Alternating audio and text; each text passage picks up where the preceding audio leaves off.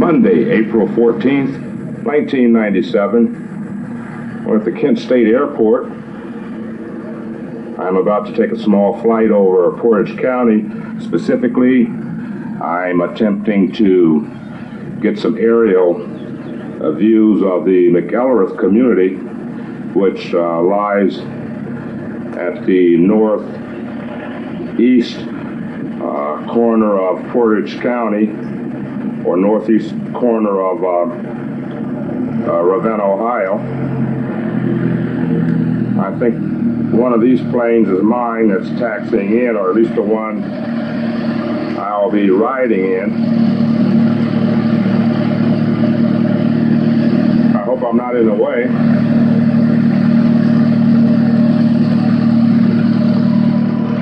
Yeah, I was told it was 62953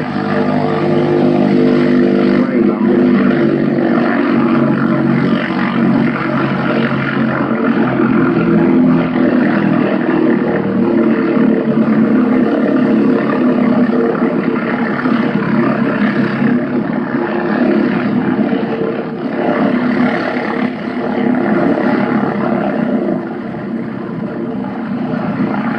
If they do any type of maintenance check in between flights.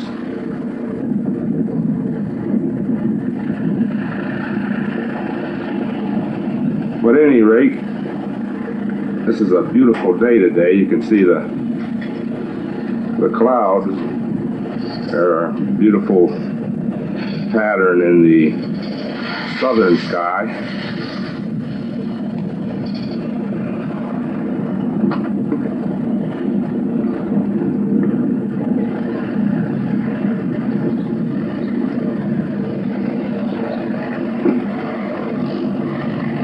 About 3:48 p.m. right now. Beautiful day.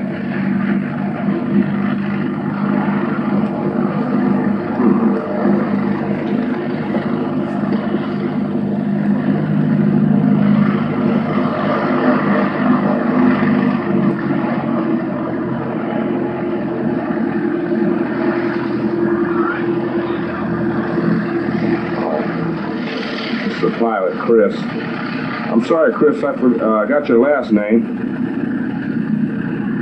I'm Chris Growell. I'm a flight instructor at Commercial Aviation. We do photography flights and pleasure rides as well as flight instruction. Today is a beautiful day to be flying. A great day for taking pictures and checking out the landscape. So that's what we're going to do. We're going to fly out east of here toward Ravenna and check out an area, I guess around Route 44, around the hospital, and it should take about half an hour, and the airplane is all ready to go, all pre-flighted. We just got down from another flight. What type, could you describe this aircraft for me? This is a Cessna 172N. It was originally an Army liaison aircraft. They built it back in the 50s originally. They've been building newer versions of it ever since because it proved to be such a good utility aircraft. It's a four-seater with a 320 cubic inch four-cylinder engine, holds 40 usable gallons of fuel, and it typically cruises at about 110 knots, 110 to 120. It lands at 60 to 65 knots, and the range is 4 to 5 hours, which means 500-mile flight roughly, depending on the conditions. Again, if you're bucking a headwind, it's going to be less. If you've got a tailwind, it'll be more. And what's top flight speed? Did you mention that? 140. 140 knots, okay. With the 500-mile range, that's the word, yeah, on one tank of fuel. All right, and the engine itself is, could you describe it? Some of the specs on it, of it? Oh, it's 320 cubic inches, so that's about the size of a strong Mustang engine, maybe a medium to a strong Mustang engine with 4 cylinders as opposed to 8. And it's horizontally opposed, meaning the cylinders are on their side, sort of like so. There's 4 of them. And each cylinder has dual magnetos, which means there's 2 spark plugs for each cylinder. And It's air cooled and holds 8 quarts of oil. And the prop is 75 inches in diameter. And it develops 160 horsepower. Wow, that's pretty neat.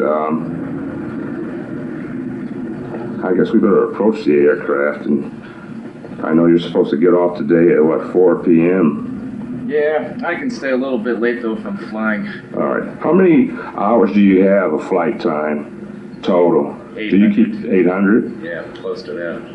Okay, so are you licensed not only as a private pilot, but as an instructor? Yes.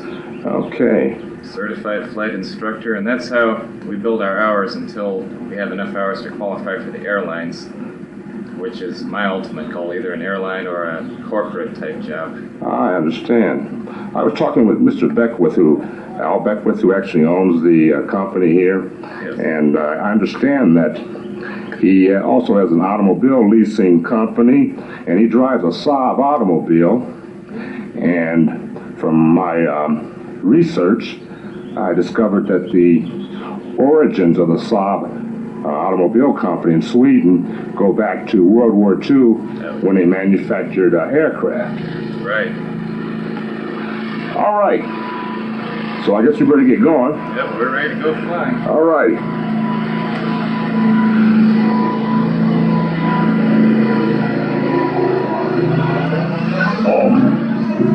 I might have to turn the camera off at some point in time.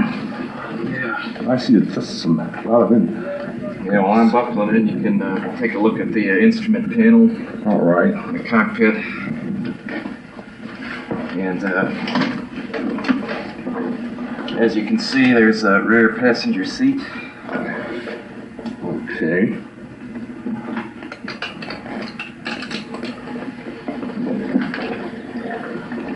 And once we're flying, you can turn the camera back on again. All right. I see there's dual controls here. Mm-hmm. So this is a training Yes. aircraft? Okay. So I'm going to turn it off now till we get airborne. Is that what you'd like? Yeah, that'll work, because we're going to have to get going here and do the procedures. All right. I'm going to fade out.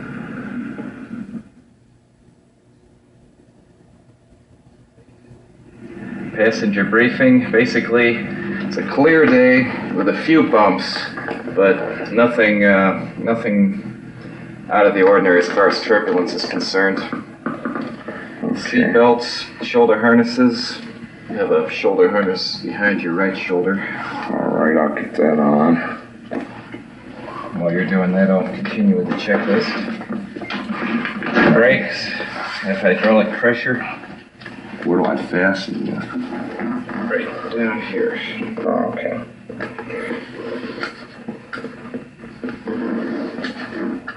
You might want to flip that over. The other way. Yeah. Okay. All right, then I tighten it up.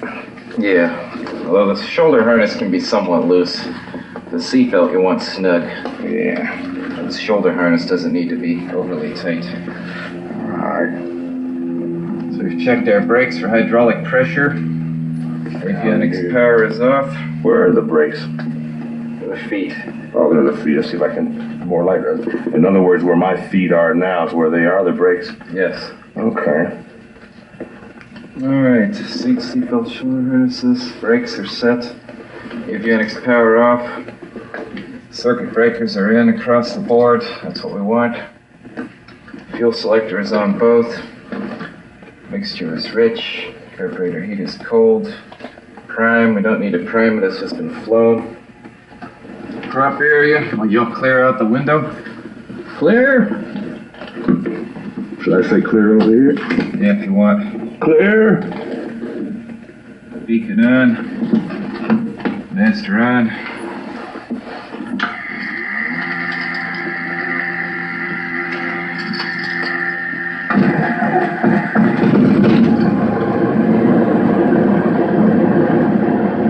Radio's on. Oil pressure's up.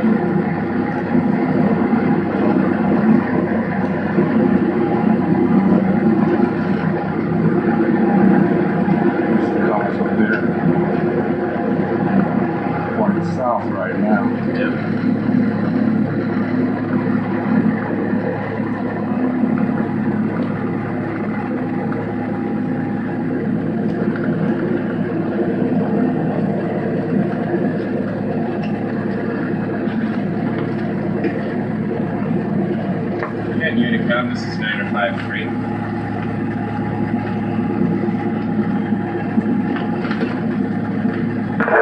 Can you come right? Yes, I need you to relay to Mr. Beckwith that last pleasure ride was 0.4. Okay, will do. Thank you. Traffic 10 Forest departing one-way 116. Okay, traffic 1011 straight cross with 1.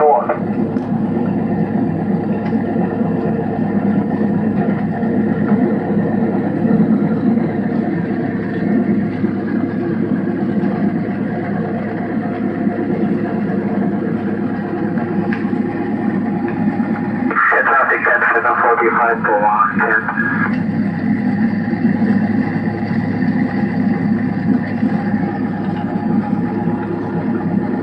Okay, traffic 1011 turning downwind 4.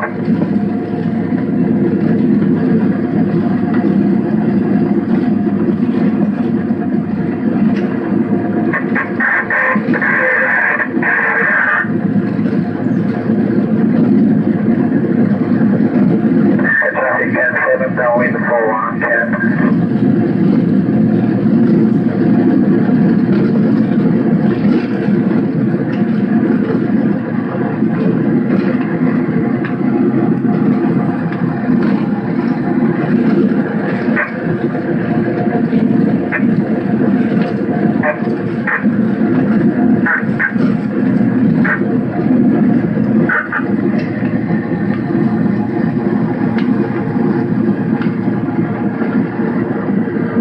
Traffic 10-7, therefore 110.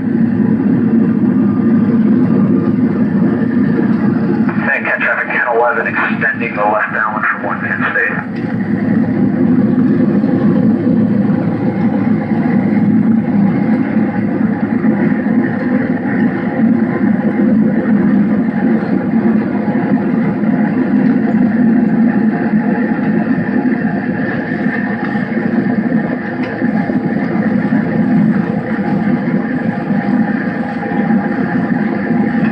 Traffic 10-7, pineapple 110.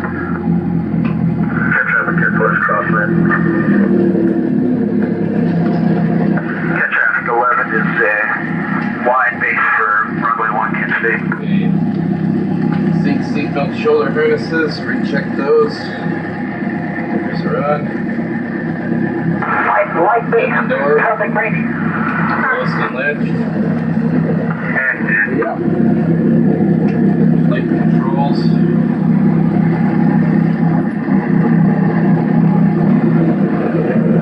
Free and correct. Okay, traffic 10-11, final touch Rudder to left, 110. rudder right. That's good. Elevator trim, set that for takeoff. Looks good. Flight instruments, airspeed 0, attitude indicator level. Altimeter reads field elevation, 1117. Alright. Turn coordinator, no red flag, looks good. Directional gyro reads 085. About where we want it, right there. Vertical speed indicator indicates close to 0. That's what we want. Alrighty. Fuel quantity is full. Okay. Mixture is rich. Fuel selector is on both. It means we're using both tanks. Alright. I'll do a carb heat idle check. Ensure the engine runs at its richest mixture, and it does. Now I'm going to do a magneto check. I'll run the engine up to 1700 RPM. Where's the jack at? I'll check the right mag. Drop of about 100 RPM. Back to both. Checking the left mag. Drop of 100. Back to both. Oil pressure looks good. Oil temperature is coming up.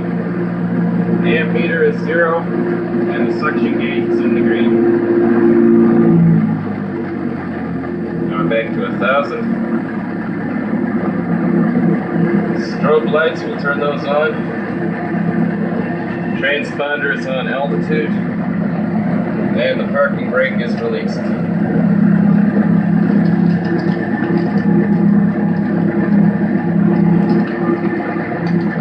Okay, we'll do a normal takeoff today, which means we won't use any flaps. Those flaps you're talking on the front, on the wings, would give you extra Traffic lift. 1011, crosswind 4. I used to build model planes, and I guess basically the same principles of aerodynamics are involved there. Okay, we'll look for traffic, it's clear. And I'll go ahead and put down 10 degrees. Let's show them how the flaps work. Traffic 1011, downwind 4. It's 10 degree. Okay, angle, yeah.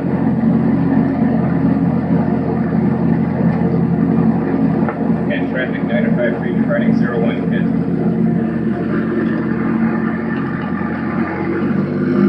Look for other airplanes, there are none. So now we're going to fly out east toward Ravenna. We'll do what's known as a rolling takeoff. Full power.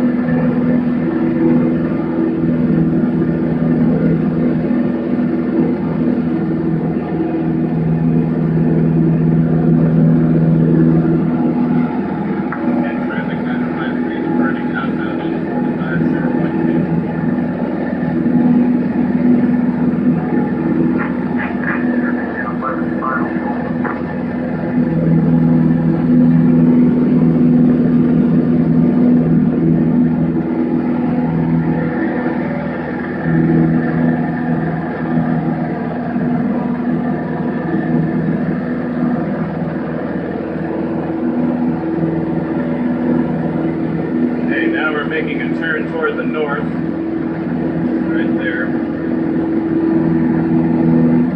We're at about, I guess we're approaching 1,000 feet.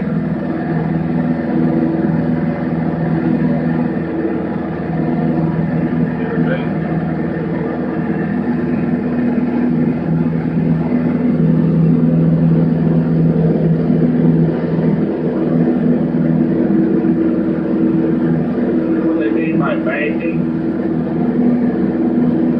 Yeah. All right.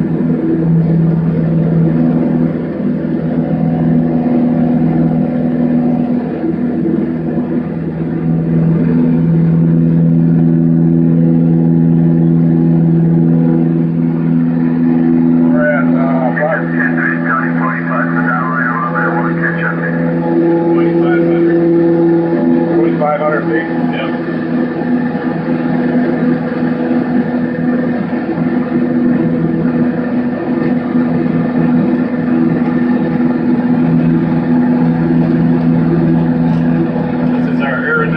Chart. It tells us where we are. Traffic is in the Nandaneg downwind runway 28. This is how we navigate. Basically, here's Kent Airport, which we left. We're going out to the east. All right. Catch up, Ken. 330 comments, but I want to catch up before the stop.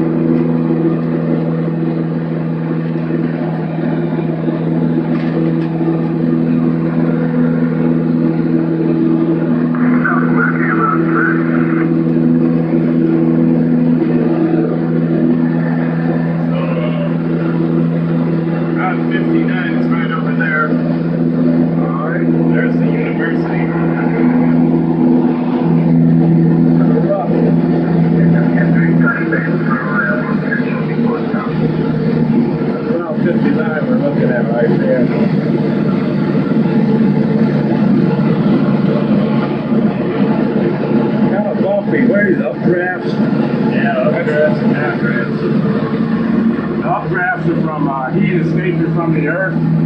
Catch up 10 3 tight.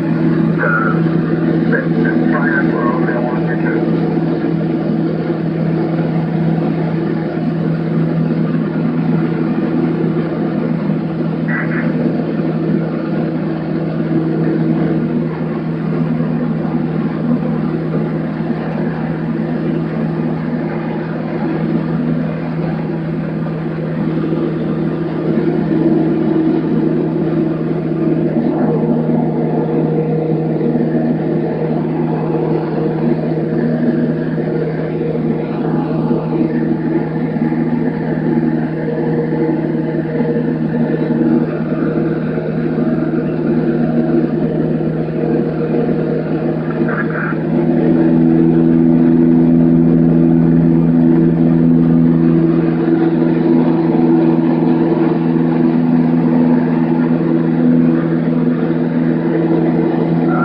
Downtown Ravenna.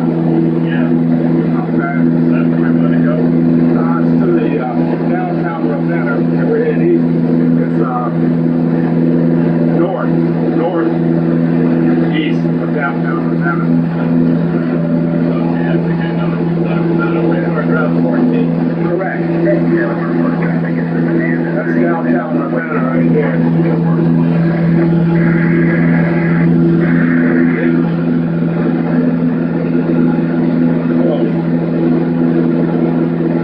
That's the hospital, right? That's the community, right?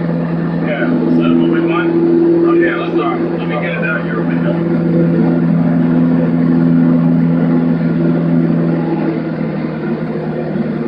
Over there is headed. I believe it's so, yeah.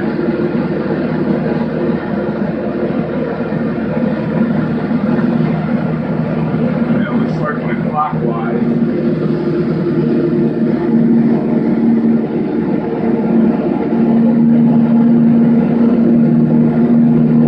Yeah, I see my sister's house.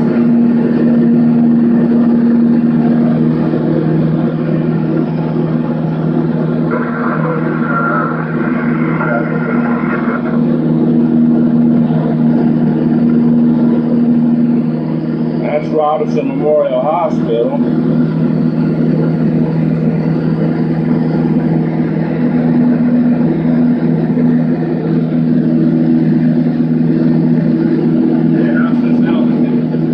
Yeah. Excellent outhouse. That's Robinson Memorial there. This is a good shot of the community itself.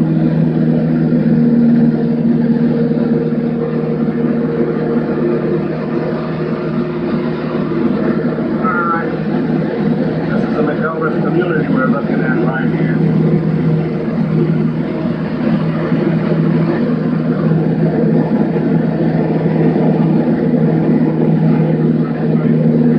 They were flying right over the top of it heading north.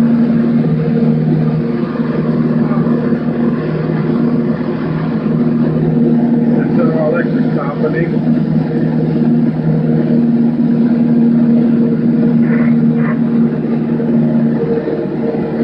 See if I get the DM. Oh yeah, that would be Route 44 then, wouldn't it? Yeah.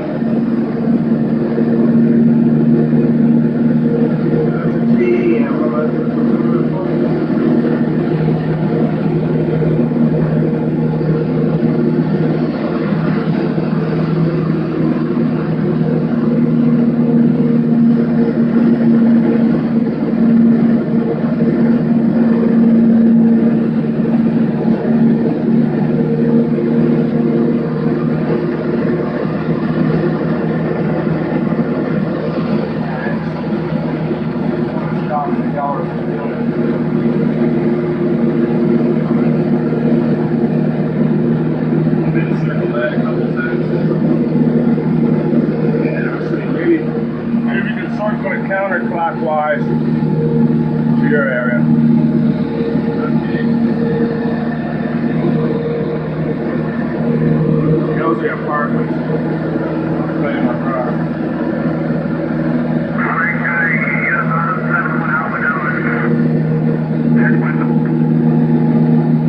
Yeah, level off a little bit. Okay.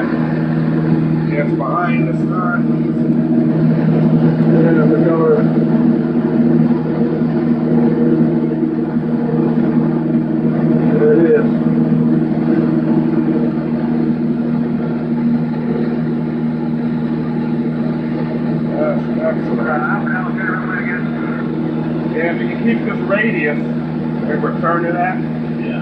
we're doing all right.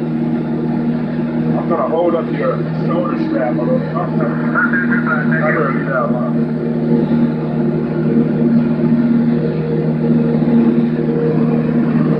Yeah, that's it right over there.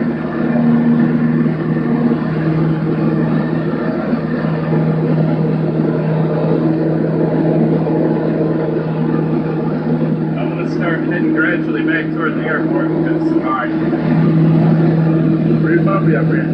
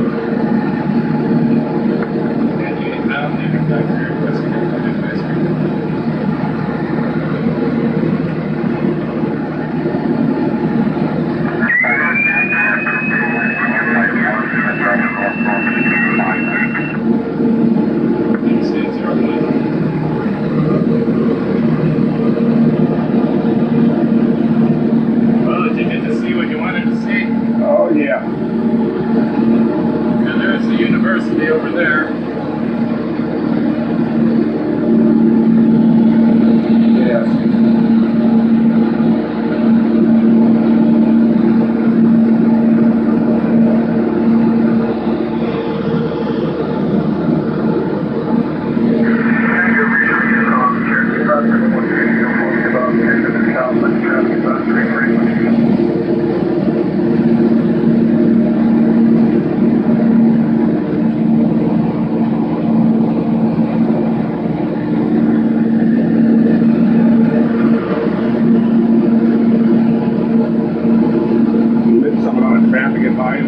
Other aircraft in the area?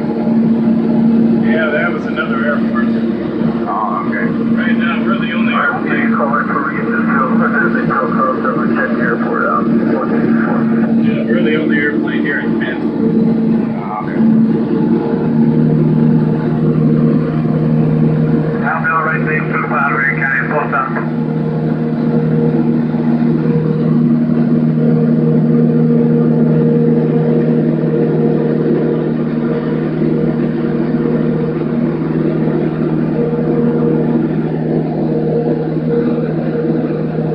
John Hurdy, 2 mile final, 2 mile range, post up.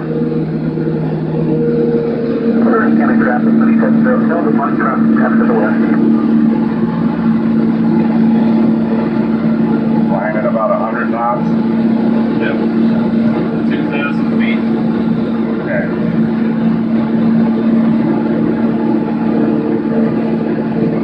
And traffic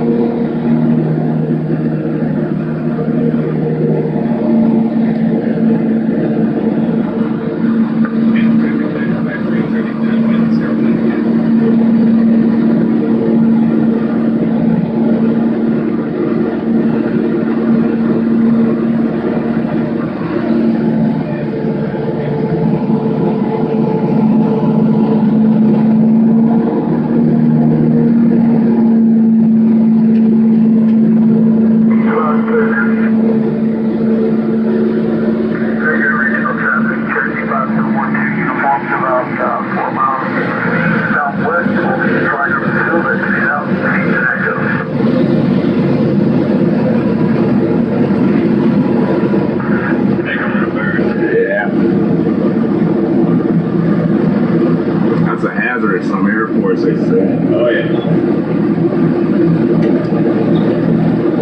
And traffic 953 base 0110.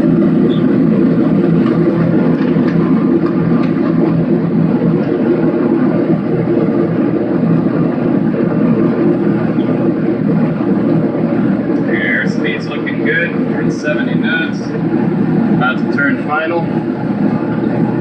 Final approach. And traffic 953 turning final 0110. Yeah, there's the airstrip down there.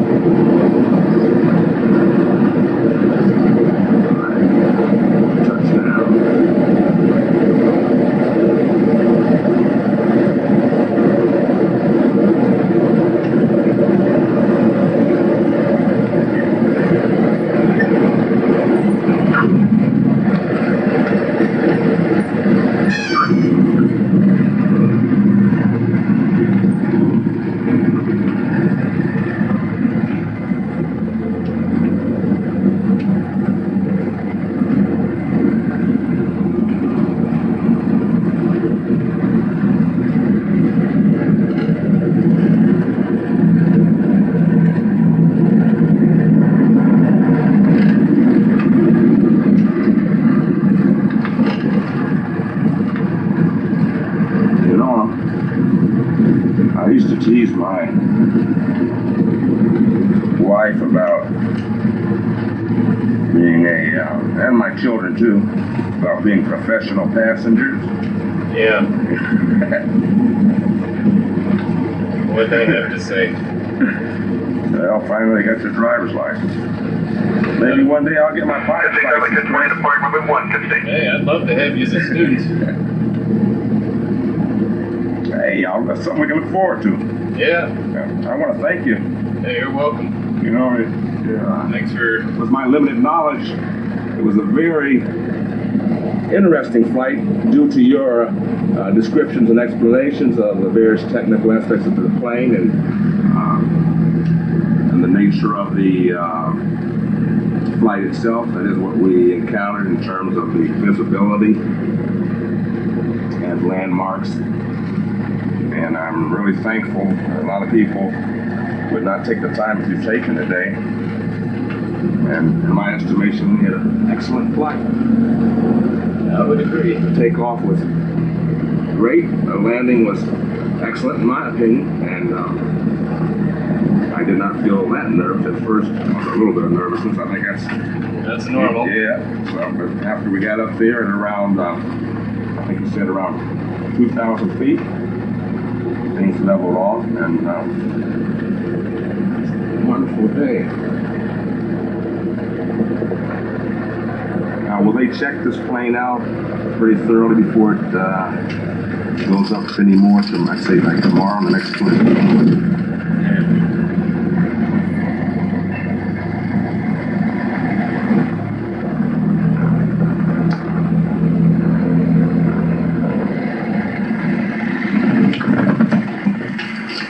Yeah, they always give it a thorough pre-flight. Everybody who goes up checks it out just to make sure everything's in order. Right. Okay, let's see here. I'm gonna fade for a second. And it's fade now.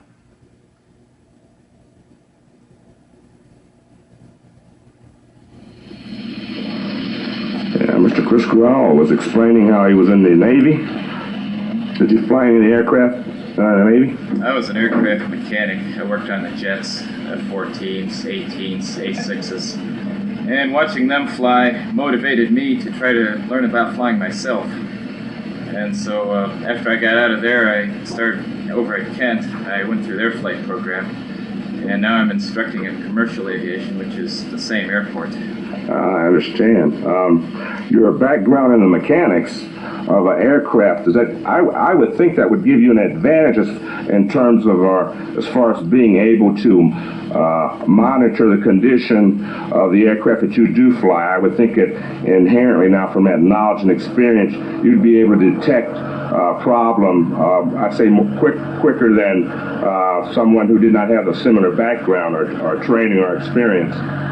Can you cite a specific incident where your mechanical background and that experience in the Navy allowed you to avoid a potential problem? Well, there was a night flight out of here once. In fact, right off the same runway, we were heading north at night. The engine misfired. It wasn't an obvious misfire, but to me, having some experience with engines, it was enough to where I turned the airplane around and brought it back.